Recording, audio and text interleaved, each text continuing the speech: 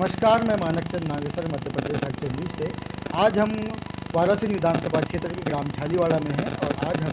बात करने जा रहे हैं यहाँ भाजपा के युवा नेता समाजसेवी भाई मनोज टेमरे जी से, और यहाँ के विस्तृत रूप से विधानसभा की पूरी बातें इनसे करेंगे। आज हमारे साथ है मनोज टेमरे।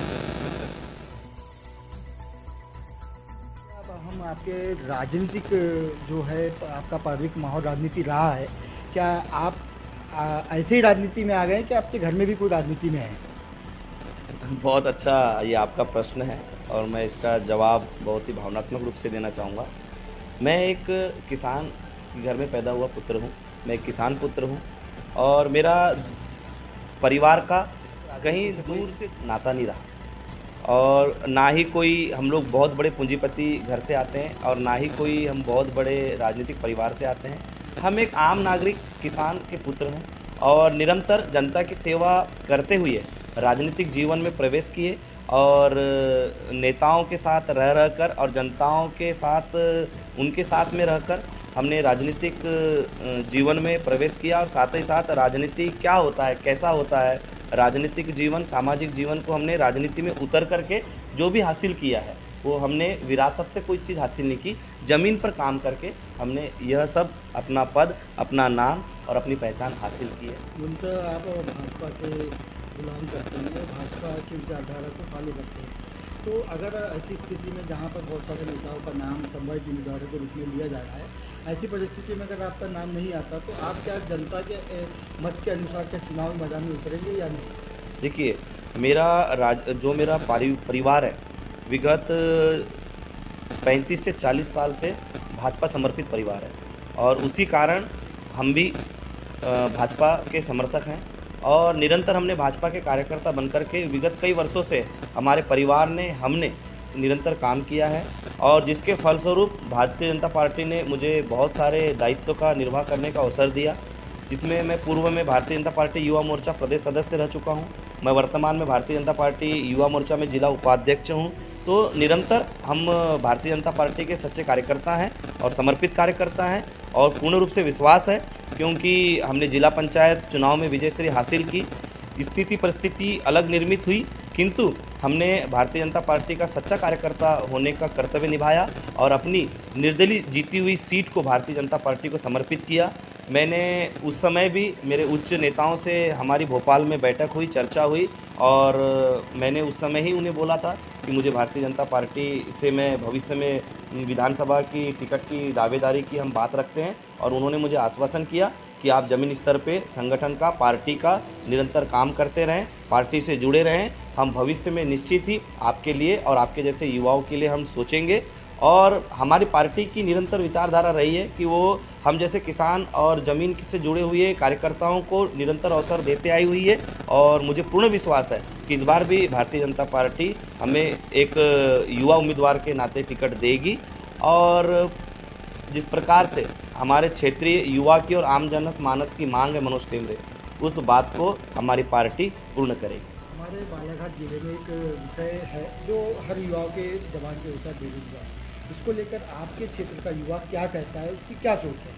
देखिए, बालाघाट ज़िले का युवा और बालाघाट की जनता है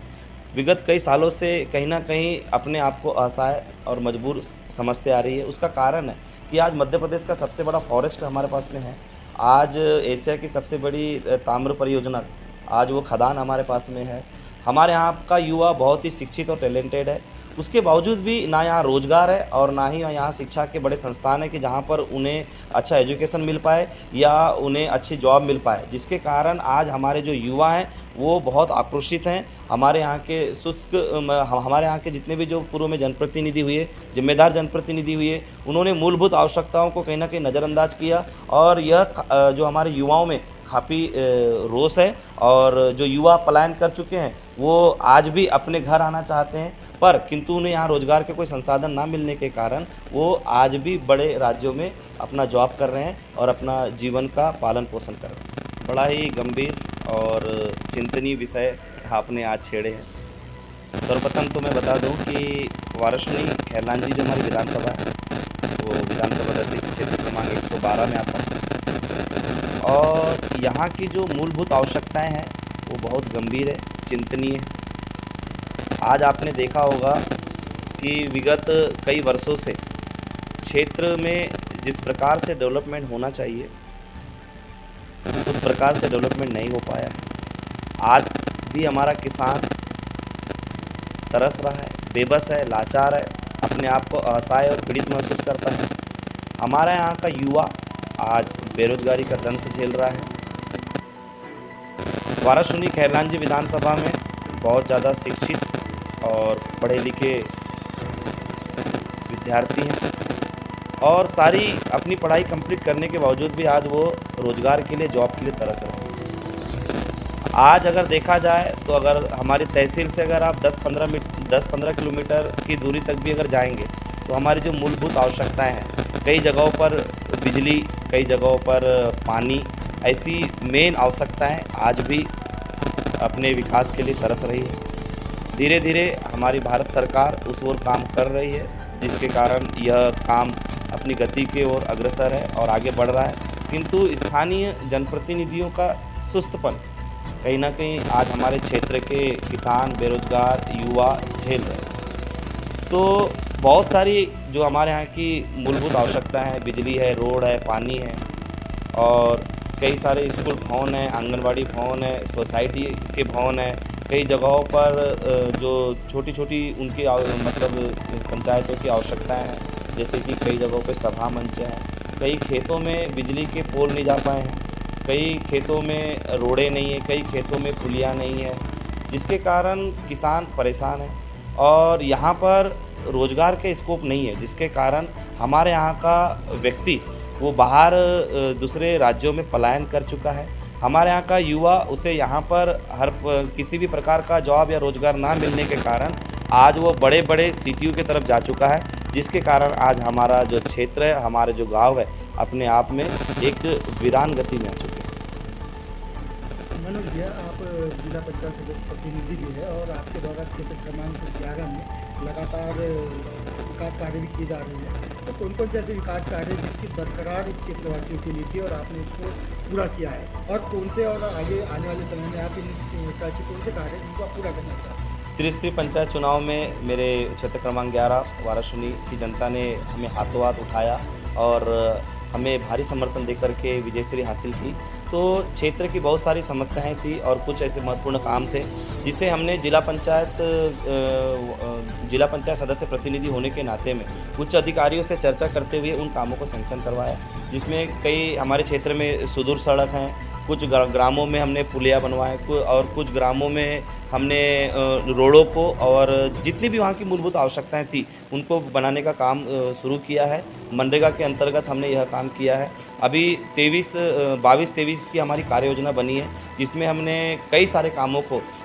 उच्च अधिकारियों के समक्ष रखा है और वो अपनी निधि से उस कार्य को हम लोग पूर्ण करेंगे और जो विकास की गति जो निरंतर चल रही है उसे और भी आगे बढ़ाने का प्रयास हमेशा करते हैं।